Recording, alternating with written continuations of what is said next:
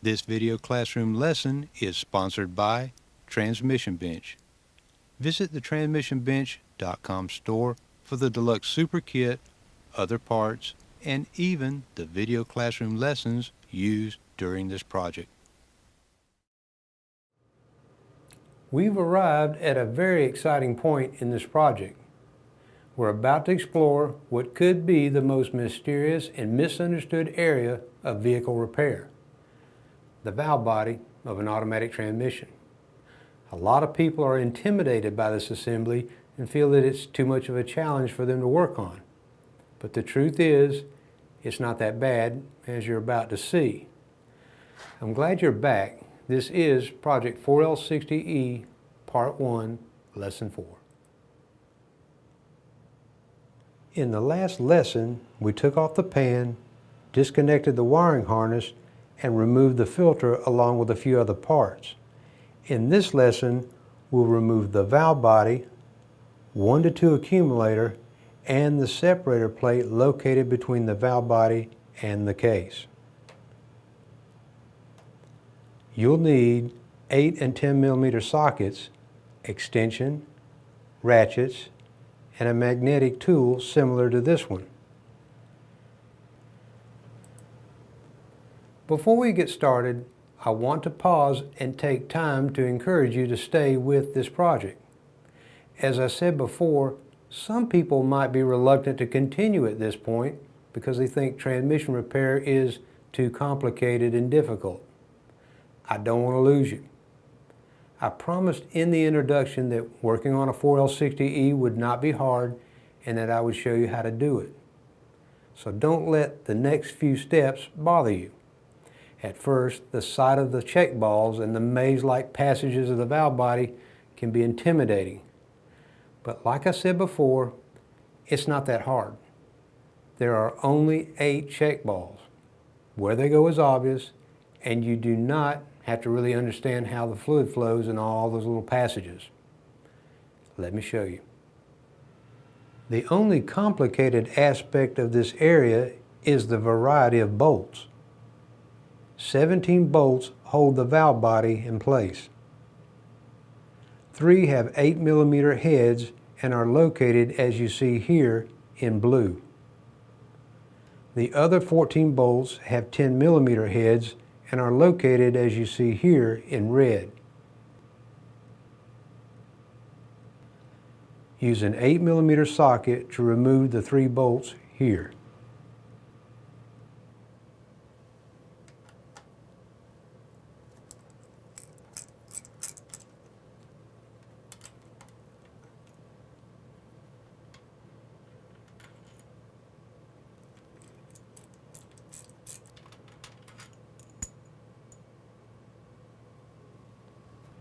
Place them in the small parts box.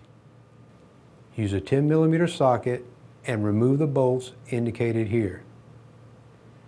There are 3 different lengths to this group of bolts. These 2 are the shortest. This bracket limits the dipstick travel into the pan.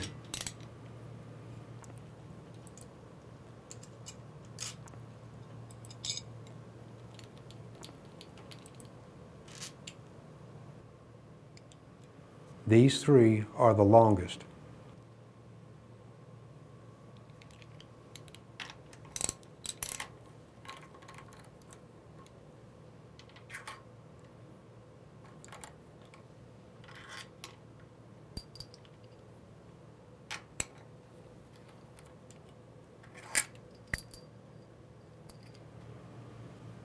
Remove the remaining 9.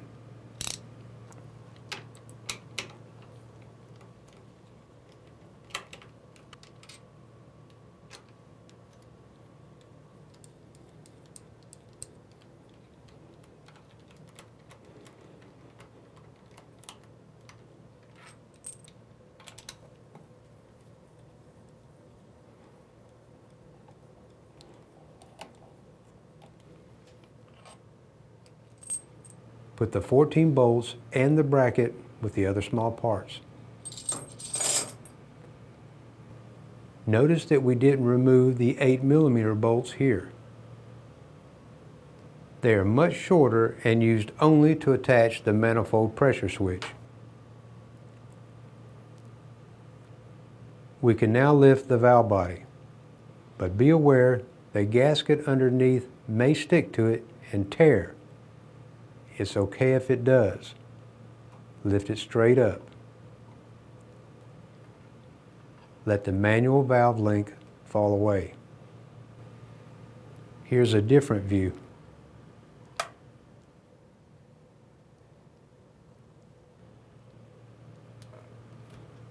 Carefully turn it over. If part of the gasket is on the valve body, just leave it for now.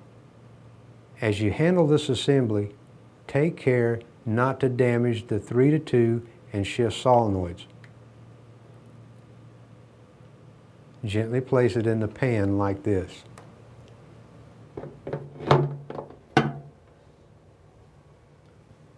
There are 7 check balls between the valve body and the separator plate. Here are the locations: 1, 2, 3, 4, 5, 6, 7. If the transmission is reasonably level as we lift the valve body and the gasket doesn't hit them, they should have remained as you see them here. Use a magnetic tool to pick them up.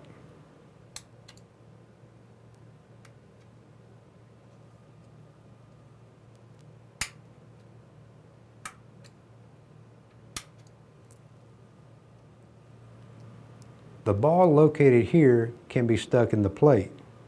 After years of the ball pounding and enlarging the hole, it can get jammed into it. If it won't come out, leave it in for now. If you are missing any of the balls, use the magnet to find them. Of course, your transmission may have fluid puddled in these areas, so dip the magnet down into them to fish them out. Once again, there should be 7. Put them in here. Remove the manual link like this.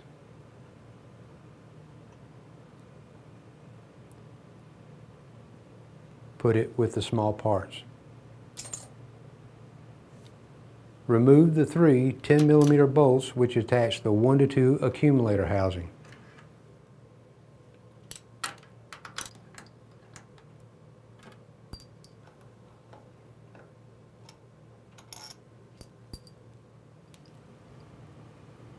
Place the bolts here.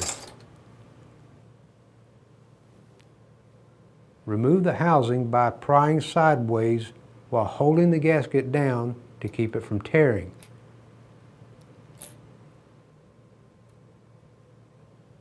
Set it on the bench in this area. Remove the 3 8mm bolts attaching the stiffener plate.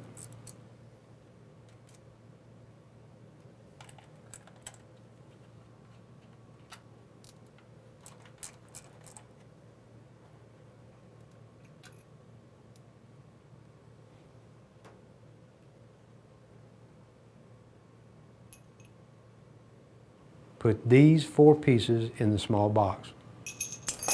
Our next step is to lift up the separator plate and gaskets. Your gaskets are probably going to tear into several pieces, but be as careful as you can to try and minimize it. I always recommend saving an old gasket, or as much of it as possible, to help match it up with the new one later. If you have a ball stuck here, push it out from the other side and put it with the others.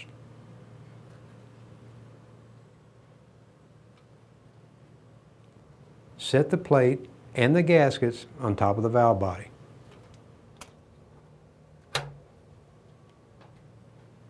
The last step for this lesson is to use the magnet and pick up the last number 8 check ball located here. Place it with the others. This is the end of lesson 4.